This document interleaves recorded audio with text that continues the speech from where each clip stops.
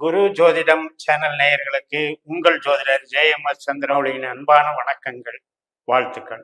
அன்பார்ந்த மீன லக்ன நேயர்களுக்கு மார்ச் மாதத்திற்கான பதிவு தான் இந்த பதிவு. இப்போ மீன லக்னத்துக்கு பொறுத்த வரைக்கும் குரு பகவான் நமக்கு தனஸ்தானத்துல சுக்கிரனுடைய நட்சத்திரத்துல இருக்கிறாரு. இது ஒரு மிகப்பெரிய ஒரு நன்மையான அமைப்பு தான்.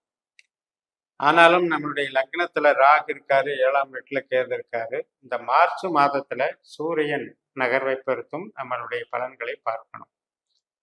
விரய சனி நடந்துகிட்டு இருக்கு, நமக்கு இந்த 2.5 வருஷமே செலவுகளாவே தான் வந்துகிட்டு இருக்குமான்னா அப்படி இருக்காது. யாருக்கெல்லாம் அவர்களுடைய ஜனன ஜாதகத்துல சனி பகவான் 8ஆம் பாவம் 12ஆம் பாவம் அதிகாரியாக வந்திருந்து அவர்களுக்கு அந்த திசாபுத்தி அந்தரங்கள் நடந்திருக்கவங்களுக்கு தான் அது நடக்கும். எல்லாருக்குமே அந்த 12ல சனி வந்துருச்சுன்னா எல்லா வயதுக்காரர்களுக்கும் எல்லாத்துக்குமே விரயம்னு எடுத்துக்கூடாது. அதே நேரத்துல இப்போ இந்த மார்ச் மாதத்துல சூரியனுடைய பலம் வைத்து பார்க்கும்போது நமக்கு பகை வெல்லுதல் அப்படிங்கிறது ஒரு நல்ல சத்ரு ஜெயம் அப்படிங்கிறத எடுத்துக்கலாம். அதாவது எதிரிகளை நம்ம வசப்படுத்தலாம், நம்ம அடக்கி ஆளலாம். அது மாதிரியான சந்தர்ப்பம் சூழல்கள் நமக்கு சாதகமாக அமைகிறது. அது அரசு வழியில அரசியல்ல இருக்கவங்க மற்றும் பிரைவேட்ல பெரிய பெரிய பதவிகள்ல இருக்கவங்க எல்லாத்துக்குமே இது ஒரு பொருந்தும். அந்த வகையில வளர்ச்சிகள் ஏற்படும். பயந்துக்க வேண்டியதில்லை. அது ஒரு வகையில ஏற்கனவே பயந்துகிட்டு இருந்த விஷயங்கள் எல்லாம் இப்ப நமக்கு சாதகமாக வர்றதுனால அது நமக்கு ஒரு தீர்வுக்கு வந்துடும். ஏற்கனவே பிரச்சனைகள் ஓடினது, அதற்காக நாம மன உளைச்சலுக்கு ஆட்பட்டதெல்லாம் இப்போ ஒரு தீர்வுக்கு வந்துடும். அதுல இருந்து நமக்கு முன்னேற்றங்கள் ஏற்படும். முதல் 15 நாட்கள் 17 தேதி வரைக்கும் பார்த்தீங்கன்னா கொஞ்சம் செலவுகள் இருந்துகிட்டு இருக்கும். ஏன்னா சூரியன் சனி சேர்க்கை. அப்ப 6ஆம் அதிபதி 12ஆம் அதிபதி 12ஆம் இடத்துல ராகு நட்சத்திரத்துல சேர்றாங்க. இந்த ராகு அதை டெவலப் பண்ணி விடுறாரு செலவுகளை. ஒரு செலவுன்னு போனா அது 2-3 செலவா எச்சாகி போயிடுது. அது கட்டுக்கடங்காம போயிட்டு இருக்கு. அதனால திட்டமிட்டபடி செலவு நடக்கிறது இல்லையேங்கிற ஒரு பிரச்சனை போயிட்டு இருக்கும். அதை மட்டும் கொஞ்சம் கண்ட்ரோல் பண்ணிட்டோம்னா மற்றபடி வேலை வாய்ப்பு, பண வரவு, தொழில் பலம் இதுக்கெல்லாம் குறைச்சல் இல்லாம போய்கிட்டு இருக்கும். நன்மைகள் நடக்கக்கூடிய நல்ல மாதம் தான். பண வரவுக்கும் சாதகமாக இருக்கும்.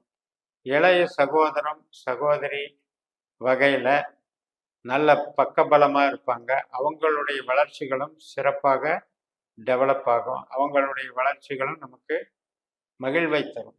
அதே போல தாயாரினுடைய உடல் நலம், ஒரு வீடு மனை வாங்கிறதுக்கு, ஒரு வாகனம் வாங்கிறதுக்கெல்லாம் சாதகமாக இருக்குது.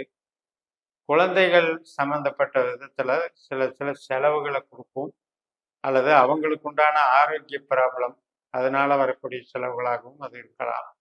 அது சம்மந்தப்பட்டு கொஞ்சம் கேர் எடுத்துக்கணும். சந்தோஷம் கொஞ்சம் கம்மியாகும். ஏன்னா எல்லாமே ஒரு தூக்கம் கெடுறது, அலைச்சல் திருச்சல், எதிரிகள் சார்ந்த ஒரு சிந்தனை, இதையெல்லாம் கையில் வச்சுட்டு இருக்கிறதுனால அந்த சந்தோஷம் கொஞ்சம் குறையும்.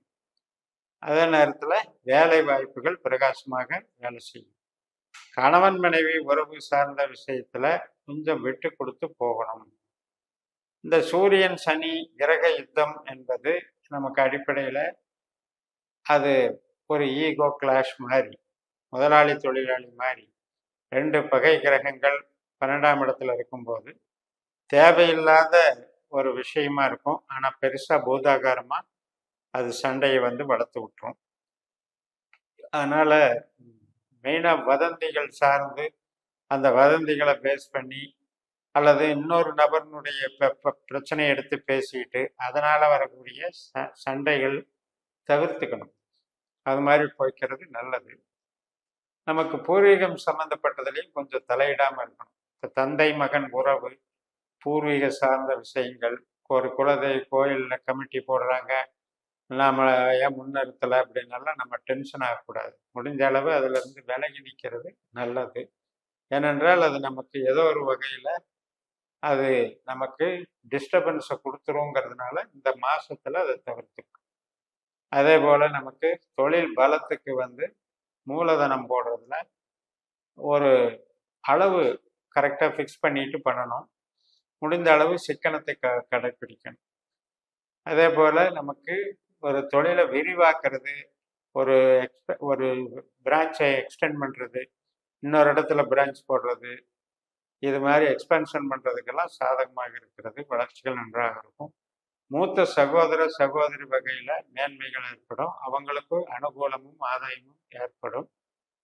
அது மாதிரி இந்த மூலதனத்தில் மட்டும் கொஞ்சம் கண்ணுங்கருக்கமாக இருந்துக்கிட்டீங்கன்னா, இப்போ வேலை பார்க்குறீங்க, சர்வீஸ் பண்ணுறீங்க அப்படின்னா அது அந்த பிரச்சனை கிடையாது. ஆனால் அதே நேரத்தில் நம்ம வந்து மெனக்கிட வேண்டியிருக்கும். தூக்கம் கெடுறது அல்லது வந்து இந்த எதிர்ப்பு தன்மைகள்னால மனசு சஞ்சலப்படுறது, பயப்படுறது, இது மாதிரியான விஷயங்கள் ஓடிட்டு இருந்தாலும் சூழ்நிலை வந்து உங்களுக்கு தான் சாதகமாக இருக்கு. அதனால பயப்பட வேண்டியதில்லை. 12ஆம் இடத்துல கிரக சேர்க்கைகள் என்பது நமது எதிரிகளை வெல்லக்கூடிய அளவில் நாம் வந்து சூழலை அமைச்சு கொடுக்குதுங்கிறதுனால நம்ம அந்த அது அது கைவர ரிசல்ட் கையில் கிடைக்கிற வரைக்கும் அந்த பயம் இருக்கும். அதுதான் அந்த விரைச்சனியினுடைய ஸ்ட்ரெஸ்ஸு. அதை வந்து நாம் கொஞ்சம் கரெக்ட் பண்ணிட்டாலே போதும். சூரியனுடைய பலத்தினால உங்களுக்கு அங்கீகாரமும் உங்களுடைய ஒரு வெற்றியும் மறுக்கப்படாது. அதில் வந்து கவனமாக இருங்கள். குரு பகவானுடைய அமைப்பு வந்து நமக்கு நன்மைகளை தருகிறது. எந்த பாதிப்பும் இல்லாமல் ஆயுள் ஆரோக்கியத்தை வளர்த்து கொடுக்கிறது. 7ஆம் இடத்துல இருக்கிற கேது பகவான் வந்து வதந்திகள், கஸ்டமர்கிட்ட இருக்கிற வதந்திகள், பப்ளிக்கில் செய்யக்கூடிய வதந்திகள், இதையெல்லாம் பண்ணி ஏற்படுத்திட்டு இருக்கோம். அந்த குழப்பங்களை எல்லாம் காதில் போட்டுக்காம அப்படியே கொண்டு போயிட்டீங்க அப்படின்னா உங்களுக்கு ஒரு பிரச்சனை இல்லை. எப்பவுமே வந்து கேது என்பது உறவை துண்டிக்கக்கூடிய கிரகம். அந்த உறவுங்கிற விஷயத்துல நாம கொஞ்சம் டிஸ்டன்ஸ் மெயின்டைன் பண்ணிட்டாலே போதும். அது ஒன்றும் பெருசாக நம்மளை பாதிச்சிடாது.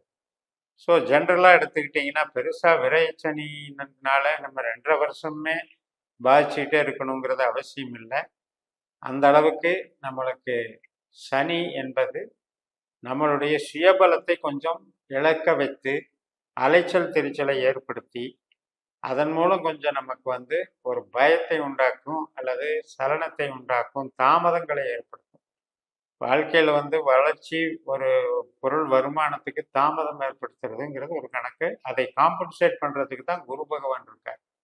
குரு பகவான் வந்து நமக்கு தனஸ்தானத்தில் இருந்து அந்த வளர்ச்சிகளை வந்து டெவலப் பண்ணி கொடுக்குறார். அப்போ நம்மளுடைய ஈடுபாடை வந்து நம்ம வளர்த்துக்க அதன் மூலமாக புதுசாக சூழல்களை உருவாக்கி புதுசாக நமக்கு வழிகாட்டுவார். அப்போ அதில் நமக்கு இந்த விரயத்தை அதில் நம்ம காம்பன்சேட் பண்ணிக்கலாம். ஒரு பக்கம் விரயம் நடந்துக்கிட்டு இருந்தாலும் ஒரு பக்கம் வருமானத்தை வளர்ச்சி பண்ண கொடுத்துருவார். அதே நேரத்தில் சொந்த தொழில் புதுசாக ஆரம்பிக்கணுங்கிற எண்ணத்தில் இருக்கவங்க மட்டும் அதை அவாய்ட் பண்ணிக்கணும். மற்றபடி வேலையில் இருக்கவங்க, வெளிநாடு வேலை சார்ந்து உழைப்பவர்கள், இவங்களுக்கு எல்லாமே நன்மைகள் நடக்கக்கூடிய அருமையான மாதமாக இது அமையும் என்று கூறி நிறைவு செய்கிறேன். இந்த சேனலை சப்ஸ்கிரைப் பண்ணி ஷேர் பண்ணுங்கள். இந்த தனிப்பட்ட ஜாதக பலாபலன்களை என்னுடைய வாட்ஸ்அப் நம்பரில் தொடர்பு கொண்டு உங்களுடைய பலன்களை பெறுங்கள் என்று கூறி உங்களிடமிருந்து விடைபெறுகிறேன். உங்கள் JMS. நன்றி, வணக்கம்.